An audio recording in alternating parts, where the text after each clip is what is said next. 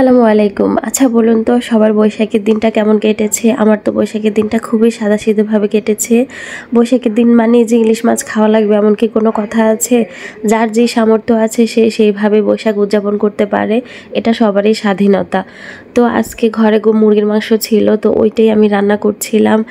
আর মুরগির মাংসের পাশাপাশি কিন্তু আমি একটু আলু সিদ্ধ দিয়েছি চুলার উপরে, আলু ভর্তা বানাবো বলে। কারণ আলু ভর্তা দিয়ে পান্তা ভাত খেতে তো খুবই ভালো লাগে, এটা তো আর মিস করবো না, ইলিশ মাছ থাকুক আর না থাকুক। তো এখানে আলু সিদ্ধ বসিয়ে দিয়েছি, আর এই তো কাতলা মাছ ছিল ঘরে, ওইটাই রেখেছি এখন ভাজি করার জন্য। দুপুরবেলা যেহেতু সবাই খাবে, তো এখান থেকেই এক পিস মাছ ভাজি করে আমি বৈশাখ পালন করব। আর আজকে আলু ভর্তা দিয়ে ভাত আমি আর আমার শাশুড়ি আর প্রিয়া আমরা তিনজন মিলেই খাবো। তো এখানে আলু অল্প একটু সিদ্ধ করেছি, বেশি সিদ্ধ করিনি।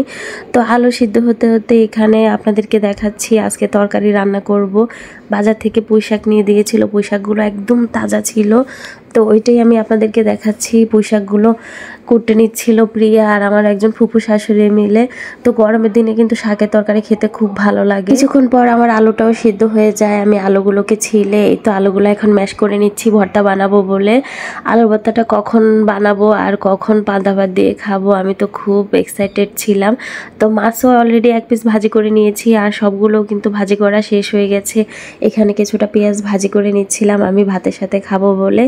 আর এই তো সবগুলো কাতলা মাছও ভাজি হয়ে গিয়েছে আমার। এখানে তো আলু ভর্তাটা বানাবো বলে আমি পেঁয়াজ, শুকনা মরিচ এগুলো নিয়ে নিয়েছি, আর একটু লবণ দিয়ে পেঁয়াজগুলোকে আগে ভালো করে মেখে নিয়েছি। শুকনা মরিচ এখানে বেশি দেইনি, 4টা শুকনা মরিচ নিয়েছিলাম যেহেতু আলু এখানে কম ছিল। আর এই তো পেঁয়াজটা, শুকনা মরিচটা যখন মাখা হয়ে গেছে তখন একটু সরিষার তেলও দিয়ে দিয়েছি। সরিষার তেলে রান আলু ভর্তার মধ্যে কিন্তু খেতে খুব ভালো লাগে। তো এই তো আমার মাখাও শেষ, এখন ভাত নিয়ে নেব খাওয়ার জন্য। এদিকে তো প্রিয়াও খাওয়ার জন্য বলছিল ভাবি তাড়াতাড়ি করেন। আর এই তো প্লেটও সাজিয়ে নিয়েছি আমি আমার জন্য। বৈশাখীর প্লেট বলে কথা, কেমন লেগেছে বলেন? মাটির একটা প্লেট হলে হয়তো বা খুব ভালো লাগতো। তো এখানে আমি আপনাদেরকে এটাই দেখাচ্ছিলাম, এক পিস মাছ ভাজি নিয়েছি, পেঁয়াজ ভাজি কিছুটা, একটা শুকনো মরিচ আর কিছুটা আলু ভর্তা নিয়েছি।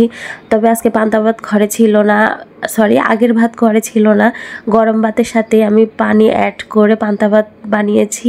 তো দেখতে পাচ্ছেন পানিটা দিয়ে একটা শুকনো মরিচ ভেঙে দিয়েছি, আর এই তো ভাতটা ভালো করে লবণ দিয়ে মেখে একটু আলুর ভর্তা আর একটু মাছ ভাজি নিয়ে এই তো হা করে মুখের ভিতরে দিয়ে দিলাম। কি স্বাদ খেতে পান্তা ভাত আলু ভর্তা দিয়ে, যা বলার বাহিরে। আমরা বাঙালিরা এই পান্তা ভাতটা কিন্তু এত পছন্দ করি। যাই হোক, আমার খাওয়া শেষে এই তো প্রিয়ও কিন্তু এখানে খেয়ে নিচ্ছিল, ওকেও সেম আমি আলু ভর্তা মাছ ভাজি দিয়েছি খাওয়ার জন্য। ও কিন্তু শুকনো মরিচ একটা ভেঙে নিয়েছে ভাতের সাথে, আর এই তো খেতেও বসে গিয়েছে। তো আজকে আপনাদের কাছে আমার বৈশাখের ব্লগটা কেমন লেগেছে সবাই আমাকে কমেন্টে জানাবেন, আর যদি ভালো লেগে থাকে সবাই আমার চ্যানেলটি ফলো দিয়ে রাখবেন। আল্লাহ হাফেজ।